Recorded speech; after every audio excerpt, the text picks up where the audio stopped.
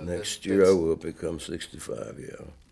That's the age usually people retire. How about you? No, I won't ever retire. No. I just have to stay home. But does age worry you? No. It's like I told you, I'm as old as I feel when I'm doing my music. You know, when I'm working with Tom and the Heartbreakers in the studio, age is not even ever thought of, you know, or even felt. We're all the same age. We're all about, what, 40? But no. I mean, sometimes the airplanes are harder, a little harder to catch because you got to walk to the gate. And sometimes yeah, I get a little more irritable with different hotels that have got pillows I don't like, you know, or the air conditioning doesn't work right, or, you know, I get irritated at things like that. But and the traveling generally gets harder, yeah. But so long as I can do it, I'm going. I'm going out there. Because you like playing so much. I love it. It's my life. It's what I do.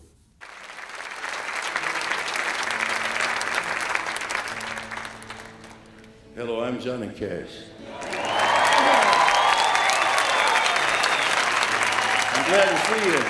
It's great to be back to this part of the country. We came from California. It's dry out there. Dry your throat out. Dry your mind out. We've got Dutch TV here tonight. We're pleased to have them with us, taping a TV special to take back over there. And for them and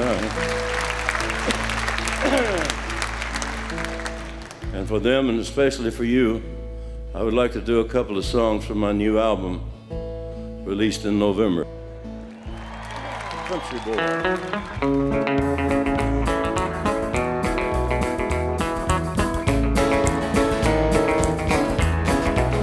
Country boy, ain't got no shoes.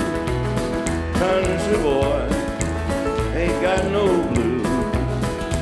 Well, you work all day while you want to play in the sun and the sand with the faces tan. At the end of the day when your work is done, you ain't got nothing but fun. Country boy, ain't got no will. Country boy, don't owe no bill. You get a wiggly worm and then you watch him squirm while you put him on the hook. You drop him in the brook, and if everything's gonna turn out right, you're gonna fight fish tonight. Country boy, you're lucky free. Country boy, I wish I was you and you was me.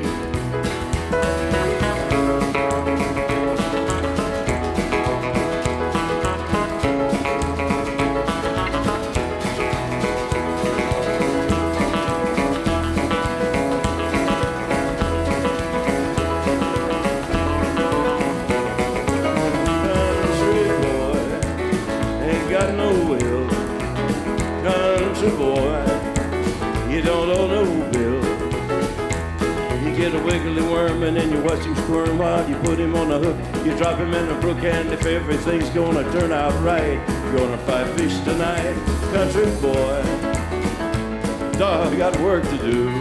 Country boy, in the morning dew. You gotta plant the seeds, you gotta cut the weeds. There's many a road, you know you gotta hope when it's quitting time and your work is through. Got a lot of life in you, country boy. You're lucky free. Country boy, I wish I was you and you was me. One more time.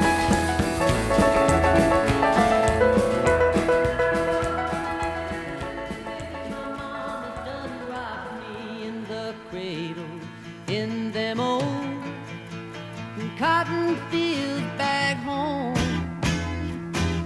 It was back in Louisiana, just about a mile from the Texarkana. In them old cotton fields back home. My youth was the time that the young people have now, leisure time, I spent it working in the cotton fields. I was tall and I loved basketball, but I could never play because I had to go home after school and go to the cotton fields and plow or pick or chop cotton until I was 18 years old.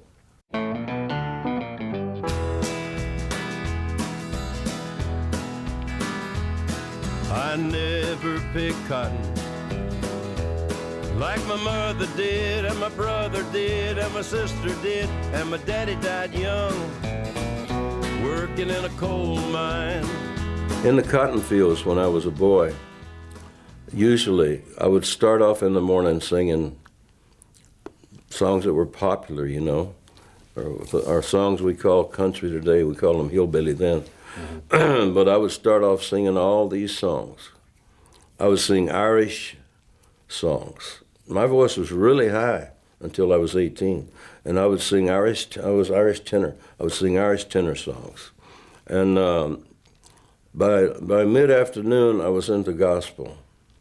And my brothers and sisters, the ones that liked to sing, would be singing along with me, and we sang all the gospel songs we knew until we stopped in the afternoon.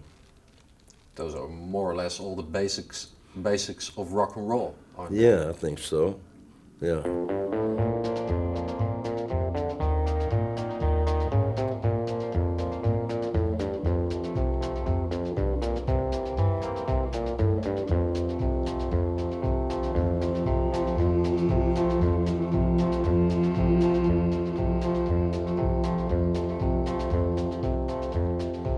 I keep a close watch on this heart of mine. I keep my eyes wide open all the time. I keep the ends out for the tie that binds. Because you're mine, I walk the line.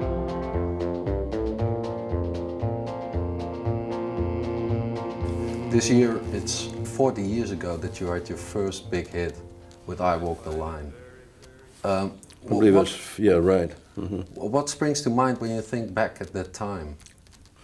Well, I remember very well the tour that I was on when the record came out. I was on a tour of Florida and the Southeast with Elvis and some of the Grand Ole Opry stars. And I remember the first time I heard it on the radio, I Walked the Line, and I didn't like it. No? No, I didn't like the sound. I called Sam Phillips at Sun Records and I said, please don't make any more. Don't send that out. I don't like that. And he said, well, let's give it a chance. So we gave it a chance and it worked. But, excuse me. I had written the song as a slow ballad. And when we were recording it, he said, let's put this beat to it. And so we did. And as it turned out, the more and more success I got on that song, the more I liked it. Yeah? So now you like it after 40 years, Well, now you like it? There's no other way to do it now. I keep a close watch on this heart of mine. I keep my eyes wide open all the time. I keep the ends out for the tie that binds. Because you're mine, I walk the line.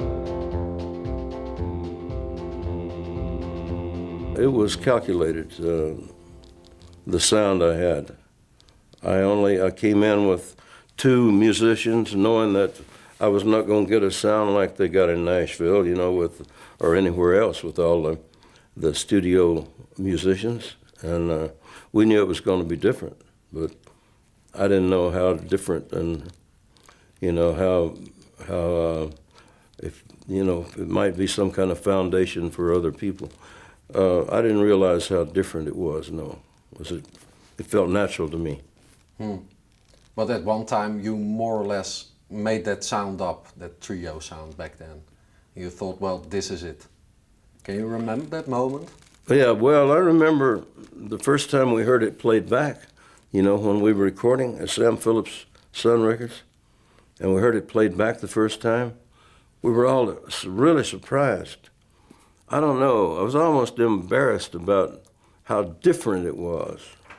And I thought, in what way was it different, you think? well, it was different in that there was nothing but the boom, chicka boom, and the guitar. And there was really no other instruments making music throughout the song. And I hadn't heard that done before. Delia's gone, one more round, Delia's gone.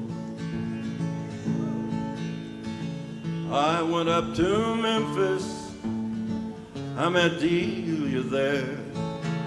I found her in her parlor, and I tied her to her chair. Delia's gone, one more round, Delia's gone.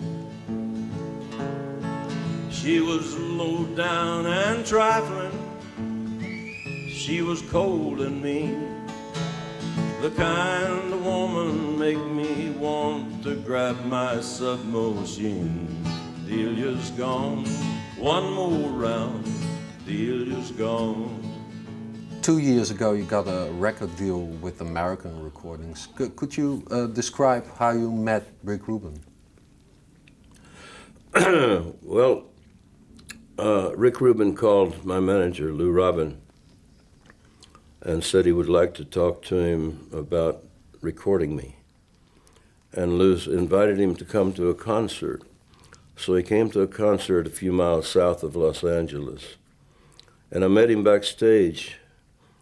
And we didn't really talk about me recording with him then. We talked about the record business and what I had been doing and what I hadn't been doing, mainly.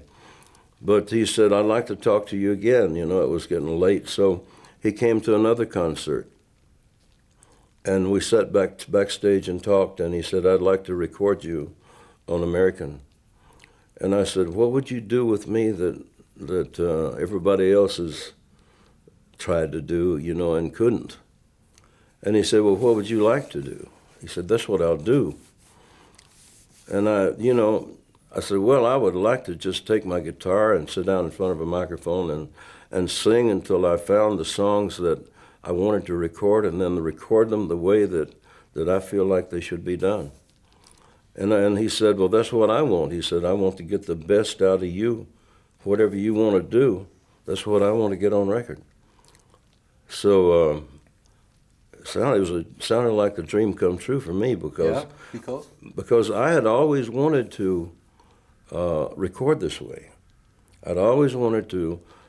25 years ago, I had a conversation with Marty Robbins. I said, I always wanted to record an album called Johnny Cash, Late and Alone. And I told Rubin this is what I really would like to do.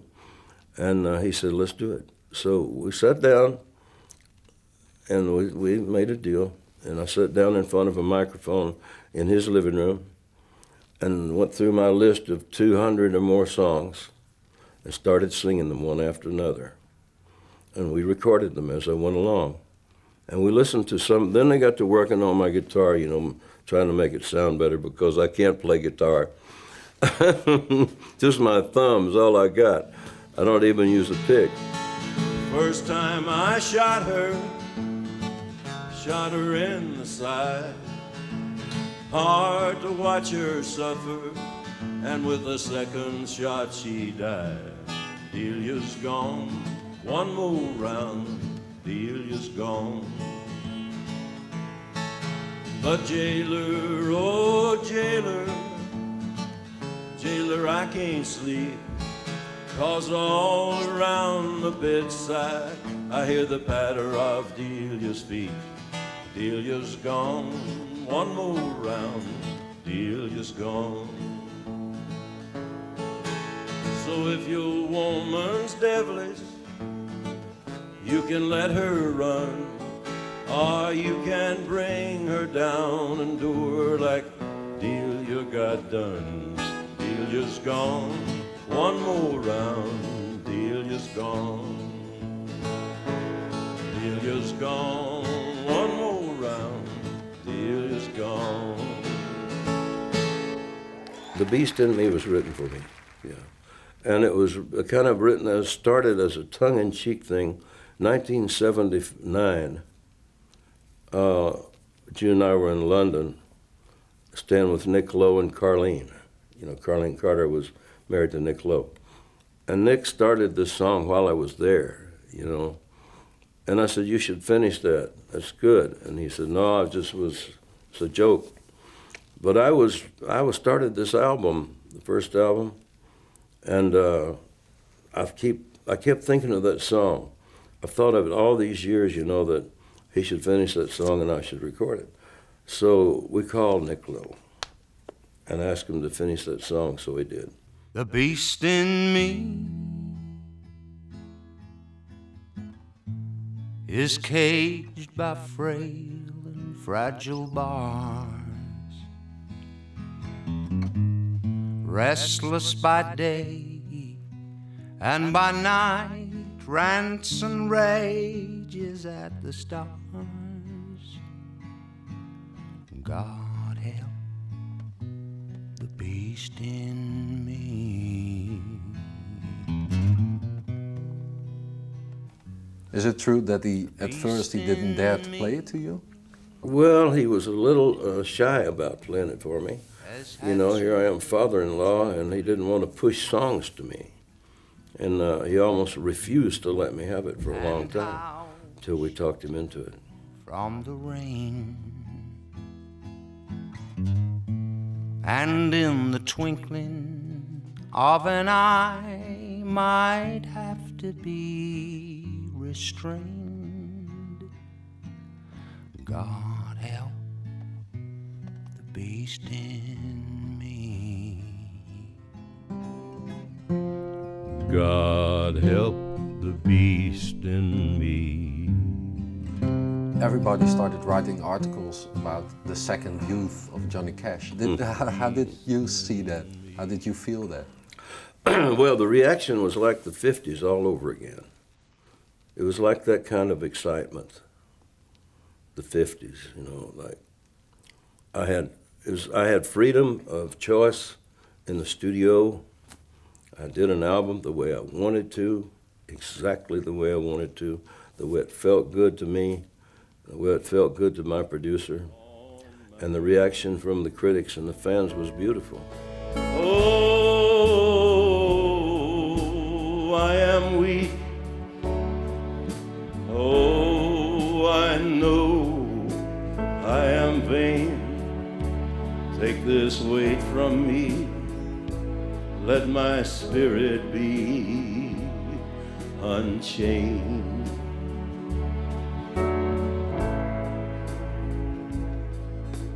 Old man swearing at the sidewalk, and I'm overcome.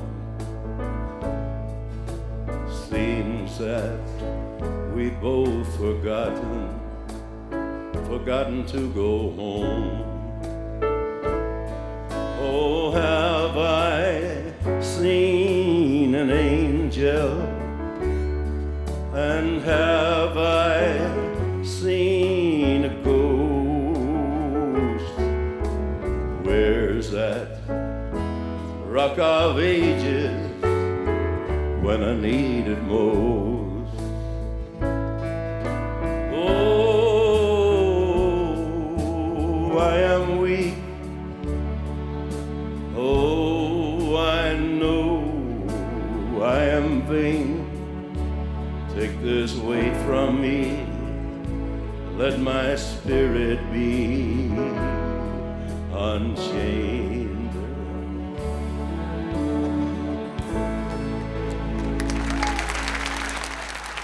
Is this new album, Unchained, is that a country album?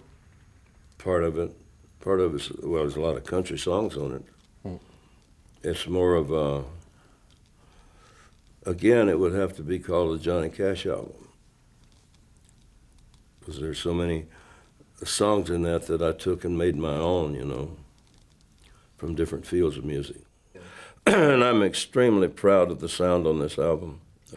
The selection of songs, we recorded 30 with Tom Petty and the Heartbreakers and Marty Stewart. And we recorded them the best of our abilities, and boy, those guys have got some abilities. Yeah? You know, Tom Petty and the Heartbreakers, wonderful musicians. And, you know, Tom's from the South, so he had a feeling for country music. But still, you're recording with a different generation than your own. How does that work? Do they look up to you? Or Well, I guess so, or they wouldn't have agreed to play music for me. But I look up to them too. I went to see their show about a year ago, and I listened to their music very closely. Tom Petty's show. Yeah. Yeah. And I knew what they were capable of. And I always thought it would work, but I never asked. I never asked them to play with me on record. And Tom called Rick Rubin just before the sessions and asked if he could come over and play. And when I got there, they were all there, his whole band. So I really felt good about that. And they said, you know, forget who we are, let's just make some music.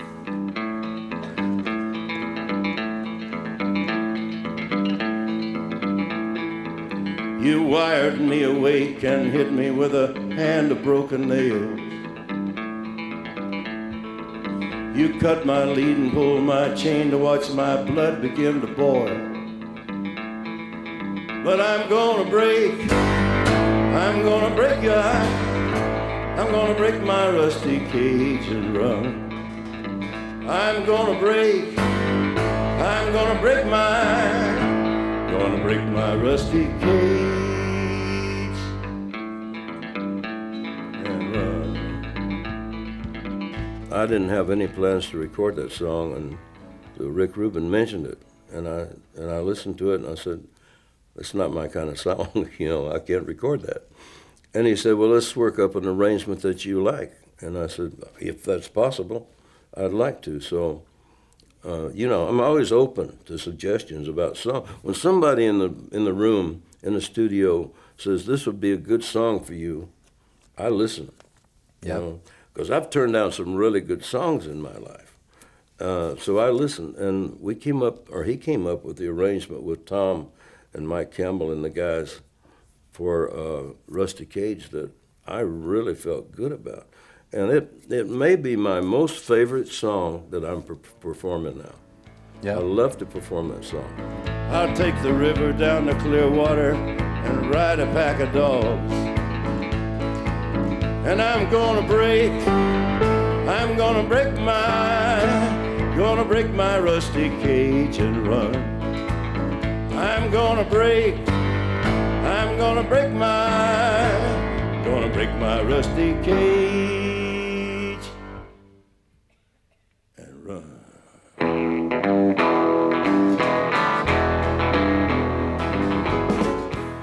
Chris Christopherson once stated that about you. He's a walking contradiction, partly truth and partly fiction. Yeah. Do you think that's accurate? Yeah, I think so. Yeah? At least I know it was when he wrote the song. Yeah. What's partly fiction about Johnny Cash? Partly fiction. 'Cause I'm a spinner of tales, musically sometimes, and sometimes not musically. I love to tell stories.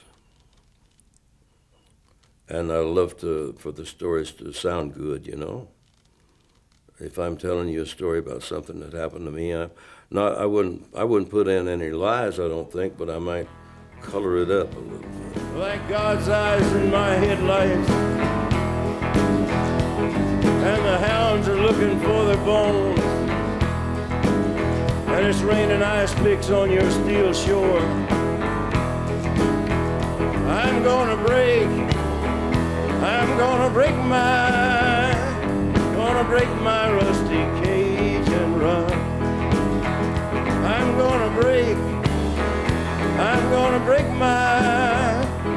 gonna break my rusty cage and run. I'm gonna